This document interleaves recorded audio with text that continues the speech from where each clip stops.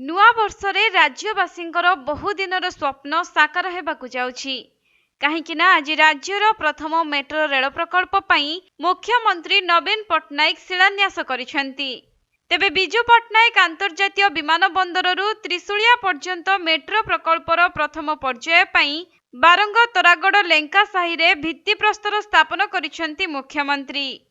एही अवसर रे मेट्रो प्रकल्पर शुभारंभ पूर्वरु बिजू पट्टनायक विमान बंदररू रोड शो रे बाहरी तरागड़ लेंका साही रे मुख्यमंत्री पहुंचीबा समय रे रास्ता रे तांकु 12टी स्थान रे जोरदार स्वागत करा जायथिला। तेबे 5T उपक्रम रे मेट्रो रेल प्रकल्प कार्य हेबो। सूचनायोग्य जे गत वर्ष एप्रिल पहिला उत्कल दिवस रे राज्यर प्रथम मेट्रो प्रकल्प पई घोषणा करा जायथिला। मात्र 8 मास मध्यरे प्रकल्प पई प्रारंभिक कार्य सह अर्थ बराद होईछि। एनै भुवनेश्वर मेट्रो रेल निगमर तत्वावधान रे दिल्ली मेट्रो रेल निगम टीम परामर्शदाता भावे प्रकल्प कार्य करिवे।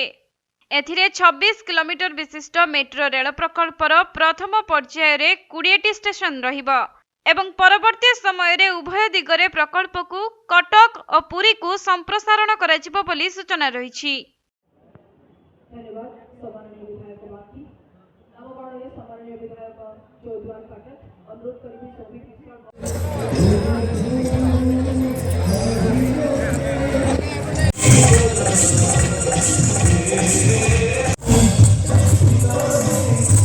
Cuttack जिल्लारू Rajesh Kumar Sahu report Konark live.